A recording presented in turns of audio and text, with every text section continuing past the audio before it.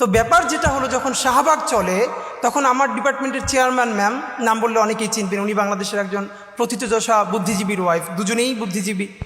তো পুরো ক্লাসে 280 জন, তখন আমরা সেকশন ভাগ হয় নাই, আমার মাথায় টুপি আর 3-4 জন।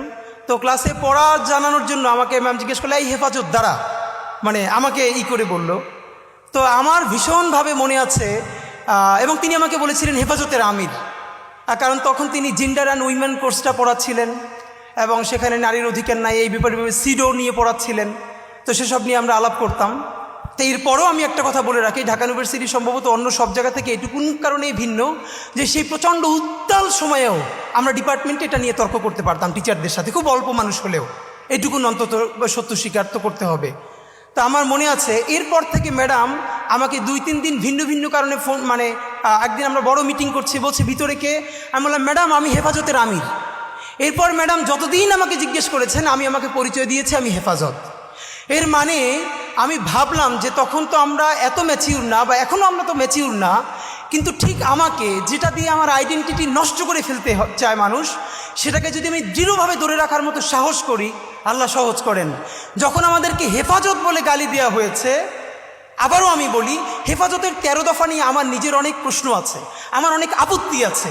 এই সমস্ত আপত্তি একপাশে রেখেই আমি বলেছিলাম, প্রকাশ্য দিবালোকে শিশু থেকে শুরু করে বৃদ্ধ মানুষকে ঢাকায় ডেকে চতুর্দিক বন্ধ করে ঘন্টার মধ্যে 1.5 লক্ষ বুলেট ছুঁড়ে গণহত্যা করা যাবে না, এবং এটা গণহত্যা। এই গণহত্যাকে গণহত্যা বলে বলতে পারবার যে হিম্মত অল্প কিছু মানুষের ছিল। তো যেটা হয়েছে এবার দেখেন, তখন যেই হেফাজত বলার মতো আমাদের হিম্মত আল্লাহ দিয়েছিলেন, আজকে বাংলাদেশে 2024-এ সেই আবারও করে কারা রাজাকারের সন্তান, রাজাকারের নাতিদেরকে দিব, তখন আমরা তুমি কে আমি কে, রাজাকার রাজাকার এই কথা বলে, মানে আমাকে দিয়ে দেখে তুমি আমাকে আইডেন্টিটি ক্রাইসিস তৈরি করো, আমাকে ভিকটিম করো, আমার মানবিক মর্যাদা ভুলুণ্ঠিত করো, আমি সেটা তো তোমার কি, আমি রাজাকার তো তুই কি, এই কথা বলেই কিন্তু আমরা রাজপথে নেমে এসেছিলাম এবং মসনদ ভেঙে গেছে। আমি এখানে এসে আমার দুটো স্মৃতি দগদগে খুব মনে পড়ছে। প্রথমত আল্লামা মামুনুল হক, ওনার সাথে আজকে ফিজিক্যালি আমার প্রথম দেখা।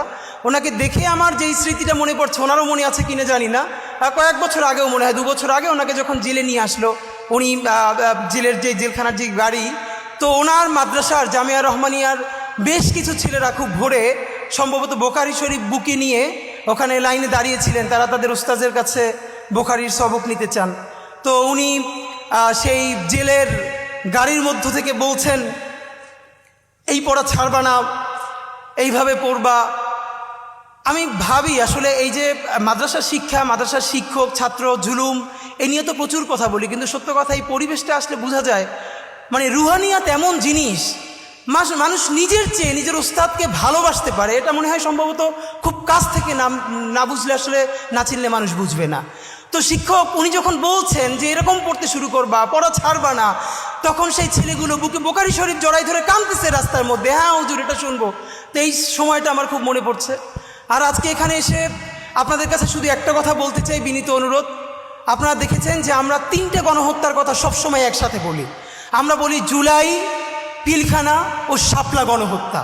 আমরা যতবার বলেছি জুলাই নিয়ে কমিশন হয়েছে, অনেক সমালোচনার পরে পিলখানা নিয়েও একটা কমিশন করা হয়েছে।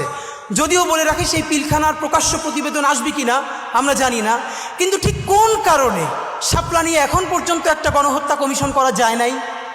তাহলে এই শাপলার রক্ত কি রক্ত বলে মনে হয় না? শাপলার মানুষের মাথায় টুপি, মুখে দাড়ি, তারা অনেকে গরিব, তারা প্রান্তিক, পশ না, আরবান মিডল ক্লাস না, তাদের তকতকে কোনো প্রতিষ্ঠান নাই, মানে এই জন্য কি সে নাগরিক হয়ে উঠতে পারে নাই? তার রক্তের কি 1 ফোঁটা দাম নাই? আমরা হাজারবার, ইভেন ডক্টর ইউনূস সাহেব একবার দেখলাম জাতিসংঘকে অ্যাড্রেস করে বলছেন যে আপনারা আসেন, আপনারা এখানে শাপলার প্রতিবেদন, শাপলা নিয়ে তদন্ত করেন। এরপরে আর কেউ কথা বলছে না।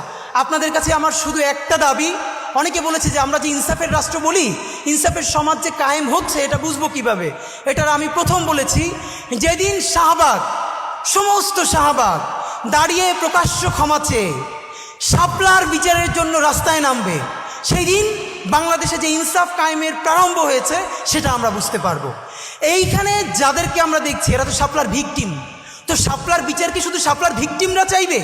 শাপলার বিচার কি শুধু যার বাবা শহীদ হয়ে গেছে সে চাইবে? শাপলার ভিকটিম কি শুধু মাদ্রাসার ছেলেগুলোরই চাইবে? তাহলে বাকি যারা বাংলাদেশের নাগরিক, তাদের কি শাপলার বিচার লাগবে না? আমরা শাপলার বিচার চাই না বলেই তো এই আবার আমাদের হুজুরেরা তারা অনেক সময় অন্য বিচার চায় না, এবং আমরা তখন বলি তারা কেন আমাদের পক্ষে কথা বলে না। এই বিভাজন ভেঙে শাপলা গণহত্যার জন্য কমিশন করতে পারতেই হবে আমাদেরকে।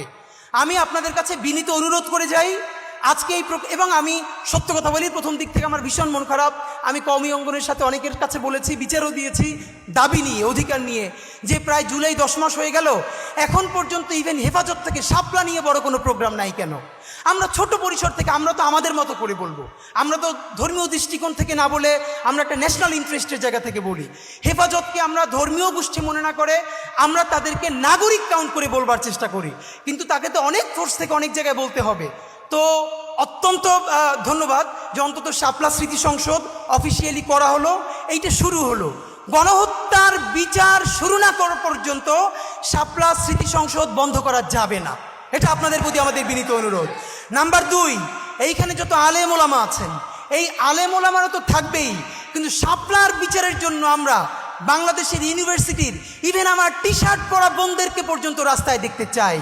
কারণ শাপলার বিচার যদি না হয় তাহলে পিলখানার বিচারও কিন্তু হবে না, এটা আপনাদেরকে বলি।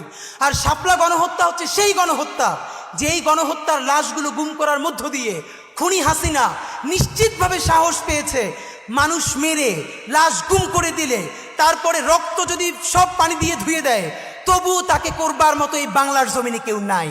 এই সাহসে শাপলা থেকে জুগিয়েছিল আল্লাহর অসীম কৃপা। আপনি ভাবেন 1 যুগ হয় নাই, যে বলেছিল রং মেখে শুয়েছিল। আমি নিজে শাপলা চত্বরে আপনাদের বিকেলের দিন হঠাৎ করে ভ্যানের উপরে 4টা লাশ, একদিকে প্রচণ্ড গুলি, একদিকে জানাজা, কোথায় যাব কোনো ঠিক নাই। এই গল্প অনেক জায়গায় বলেছি। তো আমরা আপনাদের কাছে বিনীত অনুরোধ, বিশেষ করে আল্লামা মামুনুল হক, আপনার কাছে আমরা বলতে চাই, আমাদের ছোট জায়গা থেকে আমরাও আপনাদের সাথে থাকতে চাই। এর পরের প্রোগ্রাম আমরা দেখতে চাই গুলশানের ওয়েস্টিন অথবা কোনো 5 স্টার হোটেলে আপনারা শাপলার যত ডকুমেন্টেশন আছে, আপনারা অন্তত 51 জন শহীদের তালিকা দিয়েছেন, 51টা পরিবার, তাদের প্রত্যেকের ডকুমেন্টেশন ইংলিশে এবং আরবিতে করে যতগুলো এম্বাসি আছে প্রত্যেক রাষ্ট্রদূতকে দাওয়াত দিয়ে এরপরে 5 স্টার হোটেলে প্যারালালি ইংলিশে এবং আরবিতে ব্রিফ করতে হবে খুনি হাসিনা দিল্লির সহযোগিতায় কিভাবে বাংলাদেশে গণহত্যা চালিয়েছে। যতক্ষণ না পর্যন্ত বাংলার জমিনে শাপলা গণহত্যার বিচার হবে ততদিন জুলাই চলবে। বাংলাদেশ জিন্দাবাদ, ইনকিলাব জিন্দাবাদ। ধন্যবাদ শরীফ ওসমান হাদি ভাইকে, অত্যন্ত গুরুত্বপূর্ণ আলোচনা তিনি আমাদের সামনে এনেছেন। আজকে আমরা সেই কথা আবারও স্মরণ করছি আমাদের প্রাণপ্রিয় রাহবার আল্লামা মামুনুল হক দামাত বারকাতুহুম সেই পুলিশের যে